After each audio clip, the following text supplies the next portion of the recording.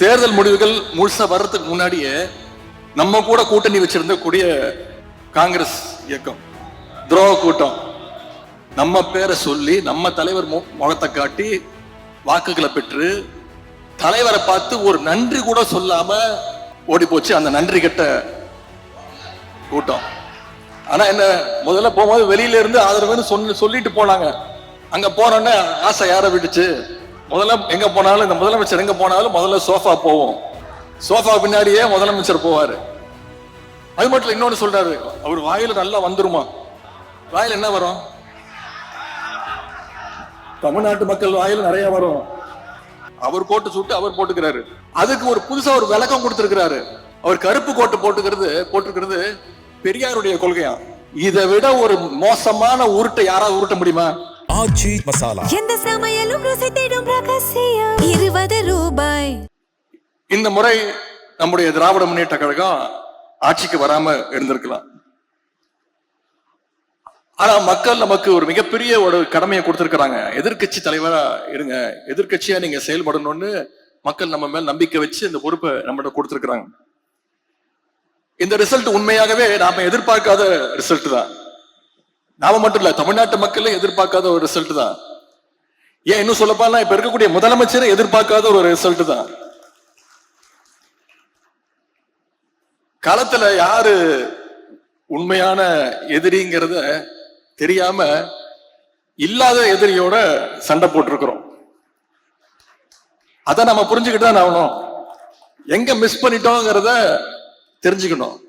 அப்பதான் நம்முடைய தவறை திருத்திக்கிட்டு அடுத்த முறை உண்மையான எதிரி யாருங்கிறத கண்டுபிடிச்சு அதுக்கு தகுந்த மாதிரி நம்முடைய செயல்பாடுகளை செஞ்சோம்னா நிச்சயம் வெற்றி பெறுவோம். சேப்பாக்க திருவள்ளிக்கு தொகுதி மட்டும் இல்ல, தமிழ்நாடு முழுக்க உண்மையான எதிரி யாருன்னே தெரியாம களமாடி இருக்கிறோம். அங்கதான் நம்ம மிஸ் பண்ணிட்டோம். மக்கள் மீது ஓவர் கான்பிடண்டா இருந்துட்டோம்.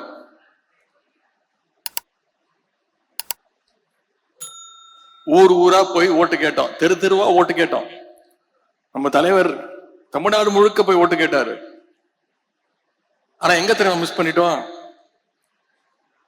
நம்ம வீட்டுல இருக்கக்கூடிய நம்ம குடும்பத்துக்கிட்ட ஓட்டு கேட்க மறந்துட்டோம்.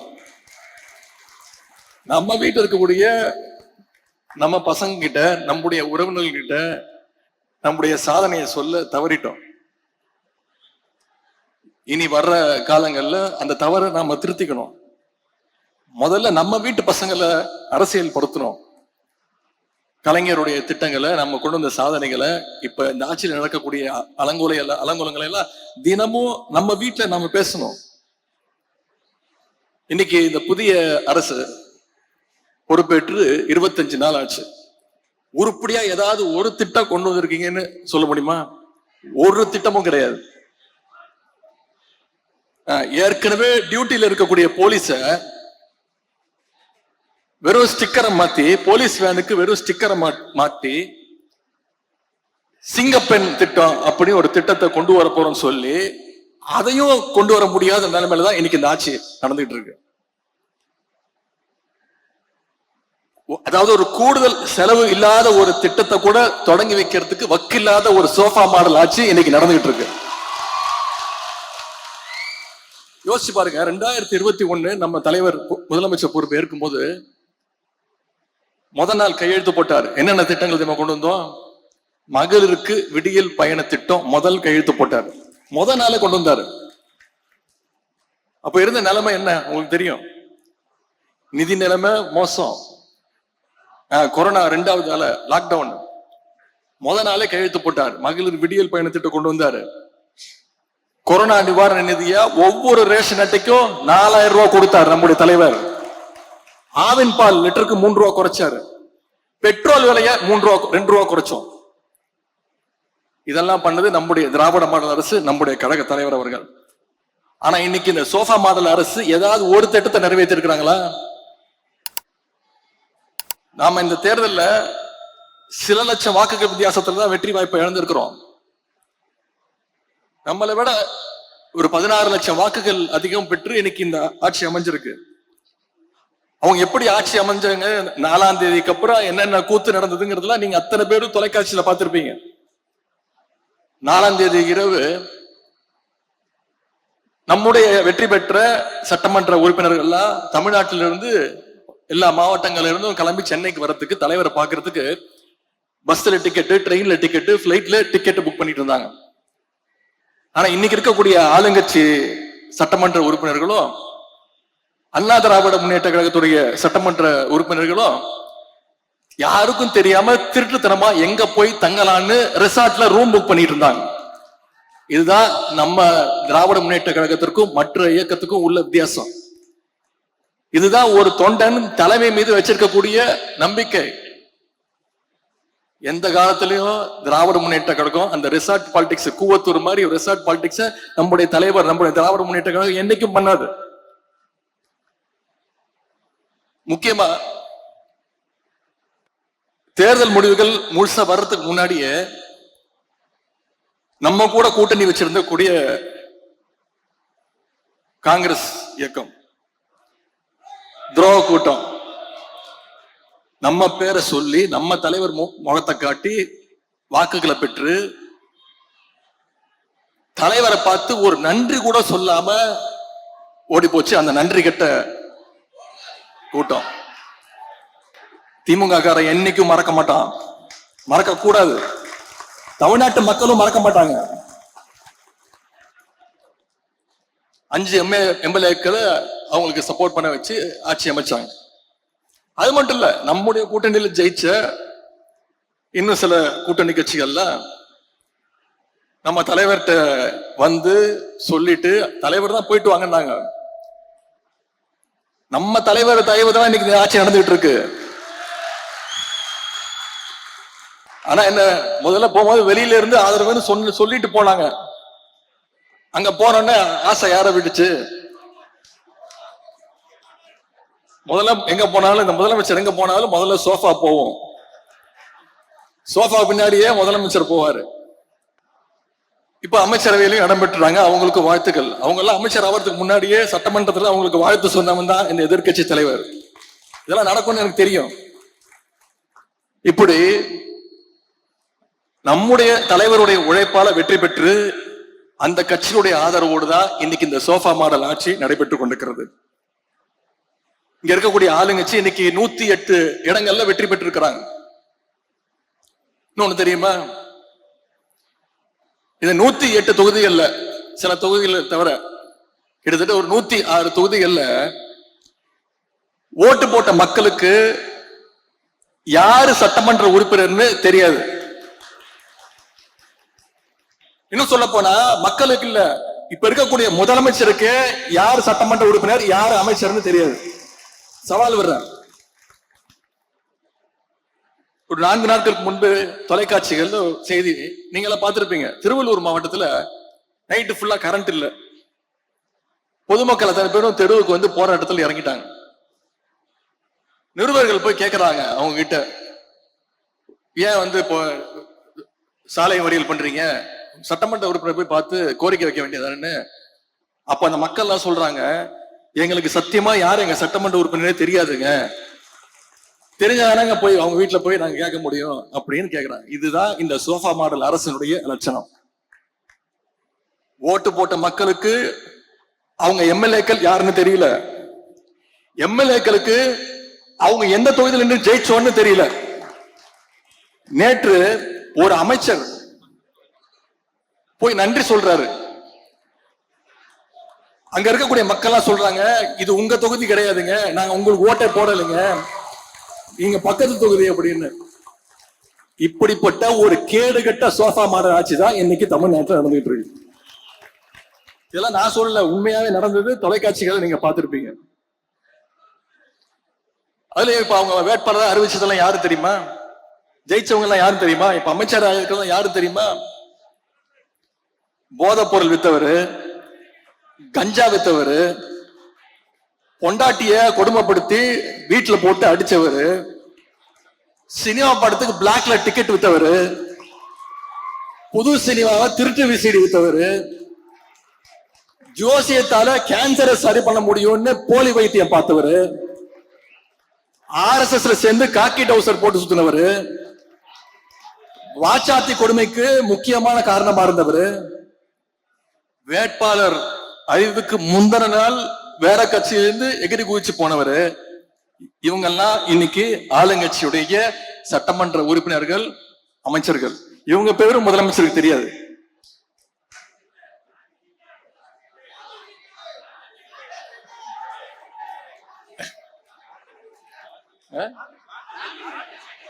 அது வேற இருக்கா? லாட்டரி டிக்கெட் வித்தவர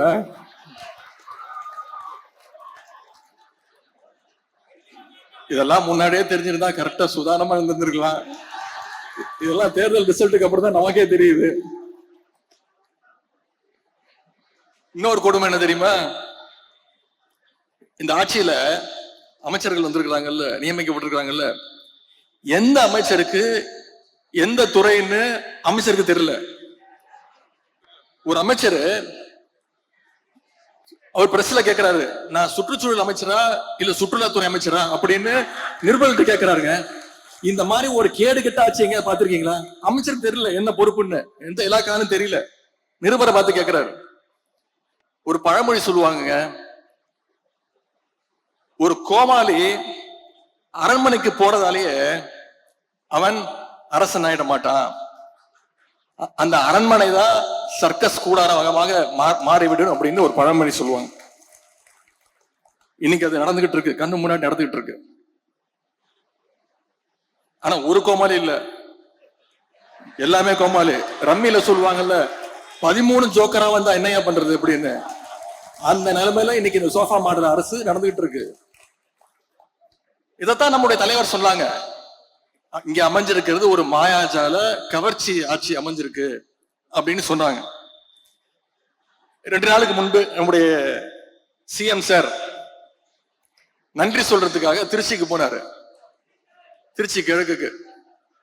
இங்க பெரம்பூர்ல ஜெயிச்சிருக்கிறாரு. இங்க இருக்கக்கூடிய பெரம்பூருக்கு போய் நன்றி சொல்றதுக்கு வக்கு இல்ல. இதுவும் நான் சொல்லிதான் போனாரு. சட்டமன்றத்தில் நான் சொன்னேன், திருச்சிக்கு போய் முதல்ல நன்றி சொல்லுங்க. 20 நாள் முன்னாடி சொன்னேன்.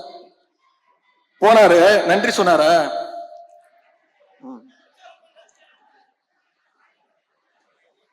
பொதுவா ஒரு முதலமைச்சர் ஆனதுக்கு பிறகு நம்முடைய தலைவர் இந்த 5 வருஷத்துல எந்த மாவட்டத்துக்கு போனாலும் அந்த மாவட்டத்துக்கு புது திட்டங்களை போய் அறிவிப்பாங்க. ஏதாவது ஒரு திட்டத்தை அறிவிச்சாரா? திருச்சிக்கு போனாரு, ஏதாவது திட்டத்தை அறிவிச்சாரா? ஒரு திட்டமும் கிடையாது. திருச்சி கிழக்குல இன்னும் 6 மாசத்துல இடைத்தேர்தல் வரப்போகுது. அதுக்கான பிரச்சாரத்துக்காக போயிட்டு அவர் எப்ப வாயை திறந்தாலும் அவர் வாயிலிருந்து வர வார்த்தை ஒன்னே ஒண்ணுதான், எல்லாத்துக்கும் காரணம் திமுக தான். திருச்சியில் அவர் பேசின பேச்சை கேட்டு இன்னைக்கு தமிழ்நாட்டு மக்கள் தலையில அடிச்சுக்கிறாங்க. இவரெல்லாம் ஒரு முதலமைச்சரா தேர்ந்ததுக்கு இன்னைக்கு தலையில அடிச்சுக்க ஆரம்பிச்சுட்டாங்க. சொல்றாரு, அதுல கோபம் வருது அவருக்கு. கவர்ச்சியால தான் ஆட்சிக்கு வந்தீங்கன்னு என்ன பார்த்து சொல்றாங்க அப்படின்னு முதலமைச்சருக்கு, சிஎம் சாருக்கு கோபம் வருது. சரி, கவர்ச்சியில் ஜெயிக்காம நீங்க எதை வச்சு ஜெயிச்சீங்க சொல்லுங்க பாப்போம். ஏதாவது ஒரு 2 காரணம் சொல்லுங்க பாப்போம். கலைஞர் மாதிரி இந்திய எதிர்ப்பு போராட்டத்துல கைது பண்ணி போராட்டம் பண்ணி ஜெயிலுக்கு போயிட்டு வந்தீங்களா? சரி, எங்க தலைவர் மாதிரி மிசா கொடுமையில 1 வருஷம் உள்ள இருந்து வந்தீங்களா? கட்சி ஆரம்பிச்சே 2 வருஷம் தான் ஆகுது. மாநில உரிமைகளுக்காக என்னைக்காவது குரல் கொடுத்திருக்கிறீங்களா? ஒன்றிய பாஜக அரசு ஏதாவது குரல் கொடுத்திருக்கிறீங்களா? பின்ன வேற எதை வச்சு நீங்க ஆட்சிக்கு வந்தீங்க? ஏதாவது ஒரு போராட்டம் பண்ணிருக்கீங்களா? எல்லாத்தையும் விடுங்க. தமிழ்நாடு முழுக்க போய் மக்களை சந்திச்சு உங்க கொள்கை தான் சொல்லி ஓட்டு கேட்டீங்களா? உங்க வேட்பாளர் பேர் உங்களுக்கு தெரியுமா? எதுவுமே தெரியாது. இதைத்தான் எங்களுடைய தலைவர் அவர்கள் கவர்ச்சி அரசியல் எங்களுடைய தலைவர் அவர்கள் சொன்னாங்க. அது மட்டும் இன்னொன்னு சொல்றாரு, அவர் வாயில நல்லா வந்துருமா? வாயில என்ன வரும்? தமிழ்நாட்டு மக்கள் வாயில நிறைய வரும். தமிழ்நாட்டு மக்கள் காத்துக்கிட்டு இருக்காங்க, இந்த முதலமைச்சர் வாயில ஏதாவது ஒரு நல்ல வார்த்தை வருமா அப்படின்னு, ஏதாவது ஒரு திட்டங்கள் வருமான்னு இன்னைக்கு காத்துக்கிட்டு இருக்காங்க. இது வரைக்கும் உருப்படியா ஒன்னும் வரல. எந்த பிரச்சனையை கேட்டாலும் திமுக வெர்சஸ் தாவேக, எதை பத்தி கேட்டாலும் திமுக செய்கின்ற சதி. இப்படிப்பட்ட ஒரு முதலமைச்சரை இன்னைக்கு தமிழ்நாட்டு மக்கள் தேர்ந்தெடுத்துட்டாங்க. முடிவை நம்ம ஏத்துக்கிட்டு தான் ஆகணும். அது மட்டும் இல்ல, தூரசக்தி, ஓரசக்தி, பாரத் சக்தின்னு நம்முடைய திரைப்பட இயக்குனர் திரு டி ராஜேந்தர் மாதிரி ரைமிங்கா டயலாக் பேசுறாரு. திமுகவுக்கு வயசு 75, பவள விழா ஆண்டு தாண்டி போயிட்டு இருக்கிறோம். திமுக நாங்க பார்க்காத வெற்றியும் கிடையாது, நாங்க பார்க்காத தோல்வியும் கிடையாது. எவ்வளவு பெரிய தோல்வியா இருந்தாலும் மீண்டு எந்திரிச்சு வருவோம். எங்க தலைவர் எங்களை அப்படிதான் ட்ரெயின் பண்ணிருக்கிறாங்க. ஆனா எந்த காலத்திலையும் திமுக மக்களை விட்டு தூரமா நின்னதே கிடையாது. இன்னைக்கு உங்க கூட ஒட்டிக்கிட்டு இருக்குது காங்கிரஸ் கட்சி. 1976ஆம் ஆண்டு எமர்ஜென்சி கொண்டு வந்துச்சு தமிழ்நாட்டுல. அப்ப தமிழ்நாட்டுல திமுக ஆட்சி, கலைஞர் தான் முதலமைச்சர். அப்போ எங்க ஆட்சியே போனாலும் பரவாயில்ல, எமர்ஜென்சியை எதிர்ப்போன்னு மக்கள் கூட நின்ன கழகம் திராவிட முன்னேற்ற கழகம். என்னைக்கும் மக்களை விட்டு தூரமா பயந்து பார்த்து யாருக்கும் பயந்து ஓடுற கூட்டம் கிடையாது நம்முடைய திமுக. பயங்கிறது உடன்பிறப்புகளுடைய பிளட்லயே பயங்கர வார்த்தையே கிடையாது. இன்னும் கொஞ்ச நாள்ல மக்கள் பார்க்க போறாங்க, யார் தூரமா நிக்க போறது, யார் ஓட போறது அப்படிங்கறத மக்கள் விரைவில் தெரிஞ்சுப்பாங்க. இப்பதான் 25 நாள் தான் ஆச்சு. இன்னைக்கு ஒரு அரசு விழாவில், தமிழ்நாட்டு அரசு விழாவில் தமிழ்தாய் வாழ்த்து 3வது இடத்துக்கு போயிருச்சு. இத ஓரமா நின்று வேடிக்கை பார்த்தது யாரு? திருவள்ளுவருக்கு மீண்டும் காவி பெயிண்ட் அடிக்க ஆரம்பிச்சுட்டாங்க. இத பத்தி பேசுறதுக்கு வக்கு இல்லாம பயந்தாங்கோலியா இன்னைக்கு ஓரமா நின்று வேடிக்கை பார்த்துட்டு இருக்கிறது யாரு? இன்னைக்கு கர்நாடகா முதலமைச்சர் திரு டி.கே. சிவகுமார் அவர்கள் சொல்றாரு, இவ்வளவு நாள் திமுக ஆட்சியில் இருந்தது, அதனால மேகதாது அணையை பத்தி நம்மளால பேச முடியாம இருந்துச்சு. இன்னைக்கு திமுக ஆட்சியை விட்டு போயிடுச்சு, இனிமே நமக்கு கவலை கிடையாது, மேகதாது அணையை கட்டுவோம் அப்படின்னு சொல்லும் போது அதை பத்தி எதிர்த்து குரல் கொடுக்க கூடாத ஒரு வக்கு இல்லாத ஆட்சி இன்னைக்கு யார் நின்று வேடிக்கை பார்த்துட்டு இருக்காங்க. இப்படி நாளுக்கு நாள் தமிழ்நாட்டுல தொடர்ந்து பாத்தீங்கன்னா அந்த 25 நாள் எவ்வளவு கொலைகள், கொள்ளைகள், பாலியல் பலாத்காரங்கள் தொடர்ந்து வந்துகிட்டு இருக்கு. குழந்தையில இருந்து பாட்டி வரைக்கும் பாலியல் வன்கொடுமையால எல்லாரும் பாதிக்கப்பட்டு இருக்கிறாங்க. இதை பத்தி எல்லாம் பேசினா முதலமைச்சர்களுக்கு கோபம் வருது. என்ன தெரியுமா சொல்றாரு? 6 மாசம் சும்மா இருப்பேன்னு சொன்னீங்களே அப்படின்னு அழுகுறாருங்க. 6 மாசம் சும்மா இருப்பேன்னு சொன்னீங்கல்ல, இப்பெல்லாம் பேசலாமா அப்படின்னு புலம்புறாரு. நீங்க பொய் வாக்குறுதிகள் நிறைய கொடுத்தீங்க, அப்பவே சொன்னோம் இதெல்லாம் நிறைவேற்ற முடியாதுன்னு. அதை செயல்படுத்துவதற்கு தான் உங்களுக்கு 6 மாசம் டைம் அப்படின்னு எங்க தலைவர் சொன்னாரு. எவ்வளவு பொய் வாக்குறுதிகள்! நான் சட்டசபையில பேசினேன், நிச்சயம் உங்களால நீங்க கொடுத்திருக்கக்கூடிய வாக்குறுதிகளை நிறைவேற்ற முடியாது, அவகாசம் எடுத்துக்கோங்க. ஆனா தமிழ்நாட்டு மக்களை ரொம்ப நாள் ஏமாத்தாதீங்க. எங்களுடைய தலைவர், எங்களுடைய திராவிட மாடல் அரசுல பல நல்ல திட்டங்களை கொடுத்தோம், மகளிர் உரிமை தொகை கொடுத்தோம், அதை கொடுங்க. முதலமைச்சர் காலை உணவு திட்டம் கொடுத்தோம், அதை கொடுங்க. கல்வி ஊக்கத்தொகை கொடுத்தாரு எங்க தலைவர், அதெல்லாம் நிப்பாட்டிடாதீங்க. நடைபெற்றிருக்கக்கூடிய திட்டங்களை நிப்பாட்டக்கூடாதுன்னு நான் சட்டமன்றத்துல பேசினேன். மக்களை ரொம்ப நேரம் காக்க வச்சிடாதீங்கன்னு சொன்னேன். இன்னைக்கு உங்க ஆட்சியுடைய கொடுமையை தமிழ்நாட்டு மக்களால அரை நாள் கூட தாங்க முடியலையே. புதுசா திட்டம் கொண்டு வரதுக்கு, வாக்குறுதி நிறைவேற்றுறதுக்கு 6 மாசம் டைம் ஓகே. ஆனா டெய்லி பிரச்சனை இருக்க, சட்டம் ஒழுங்கு பிரச்சனை இருக்கு, அதுல நீங்க சொதப்பினா நாங்களாம் வாயை மூடிட்டு சும்மா இருக்கணுமா, வேடிக்கை பார்க்கணுமா? நிச்சயம் குரல் கொடுப்போம், நிச்சயம் உங்க தவறுகளை சுட்டி காட்டுவோம். திமுக ஆட்சிக்கு வந்தப்போ 2021ஆம் ஆண்டு நம்முடைய தலைவர் சொன்னாங்க, எங்களுக்கு வாக்களிக்காத மக்களும் திமுகவுக்கு வாக்களிக்காம விட்டுட்டோமே, தவறு செஞ்சிட்டோமே அப்படின்னு வருந்துற அளவுக்கு எங்களுடைய ஆட்சி அமையும், ஆட்சி நடத்துவோம் அப்படின்னு நம்முடைய தலைவர் சொன்னாங்க. ஆனா இன்னைக்கு உங்க ஆட்சியில உங்களுக்கு ஓட்டு போட்டவங்க கூட ஐயோ தெரியாம இந்த கட்சிக்கு ஓட்டு போட்டுட்டோமே அப்படின்னு வருந்தக்கூடிய அளவுக்கு உங்களுடைய ஒவ்வொரு நாள் செயல்பாடும் இன்னைக்கு நடந்துட்டு இருக்கு. ஆட்சி அமைப்பதற்கு குதிரை பேரம் நடத்தலன்னு முதலமைச்சர் அவருக்கு தானே சர்டிபிகேட் கொடுத்துக்கிறாரு. என்னென்ன நடந்துச்சுன்னு தமிழ்நாட்டு மக்கள் பார்த்தாங்க. மன்னார்குடி எம்எல்ஏவை என்ன பண்ணீங்க? அந்த கட்சி தலைவருக்கே தெரியாம கடத்திட்டு போய், அப்ப நீங்க பண்ணதுக்கு பேர் என்ன? இது பேர் என்ன தெரியுமா? தூய சக்தியா. இதுக்கு பேர் தூய சக்தியா? நாரசக்தி.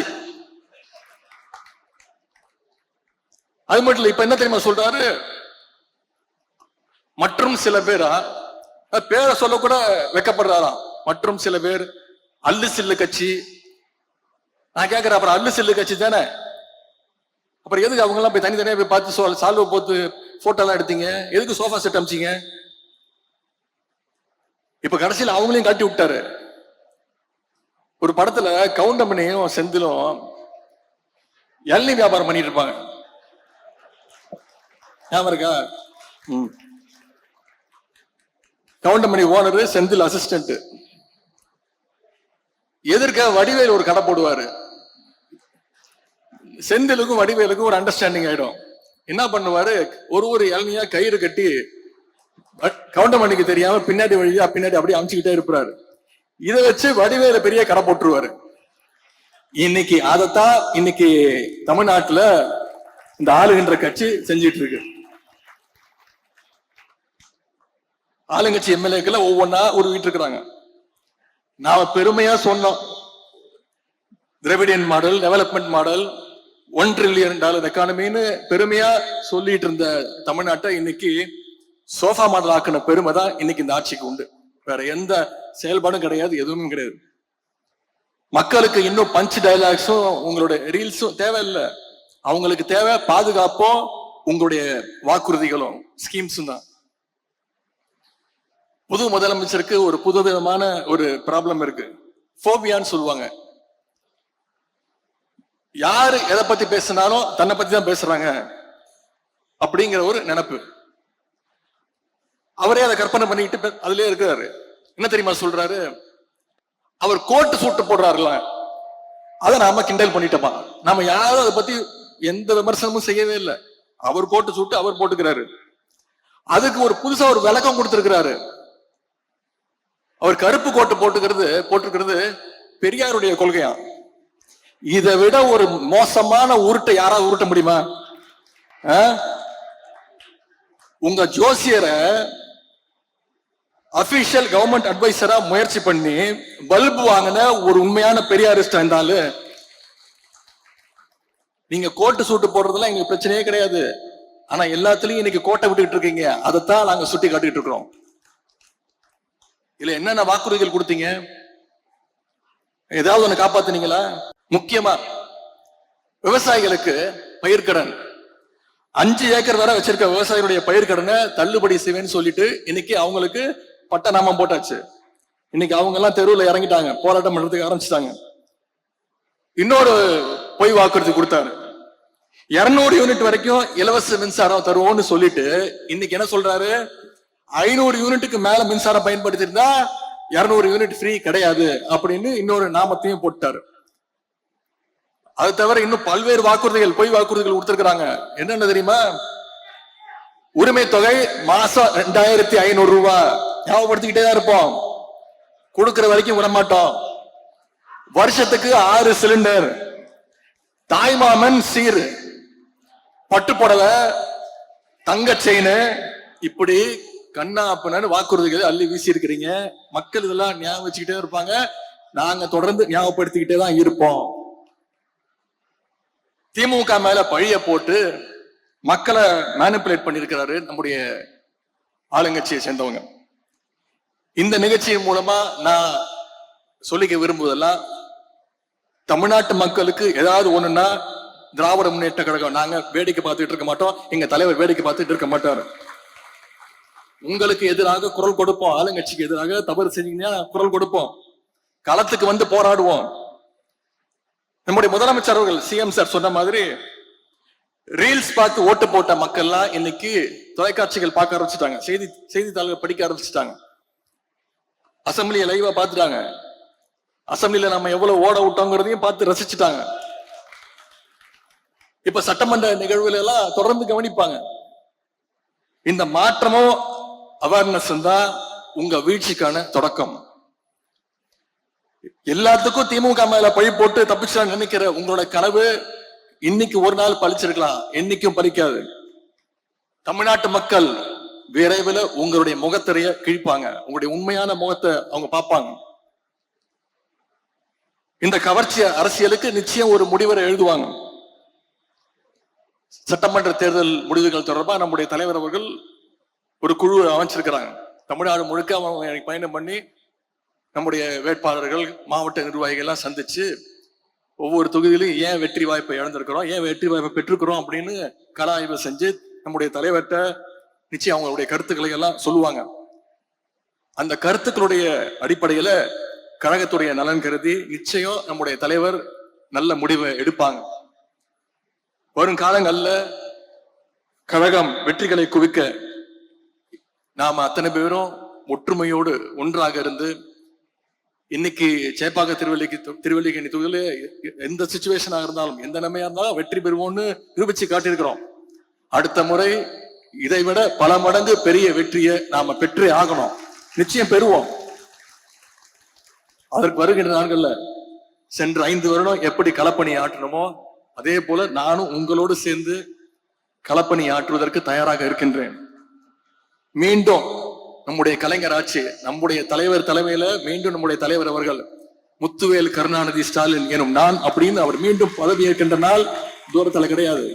அதை செஞ்சு காட்டுவோம் அப்படின்னு கூறிக்கொண்டு, எனக்கு இந்த மிகப்பெரிய வெற்றியை தேடித்தந்த சேப்பாக்கம் திருவல்லிக்கேணி தொகுதி மக்கள், உங்க மக்கள் நிர்வாகிகள், கழக நிர்வாகிகள், வந்திருக்கக்கூடிய தாய்மார்கள், என்னுடைய அருமை சகோதரிகள், உங்க அத்தனை பேருக்கும் மீண்டும் என்னுடைய நன்றியை தெரிவித்து வாய்ப்புக்கு நன்றி கூறி விடைபெறுகின்றேன். நன்றி, வணக்கம். ஆச்சி மசாலா, எந்த சமையலும் ருசி தேடும் ரகசியம் 20 ரூபாய்.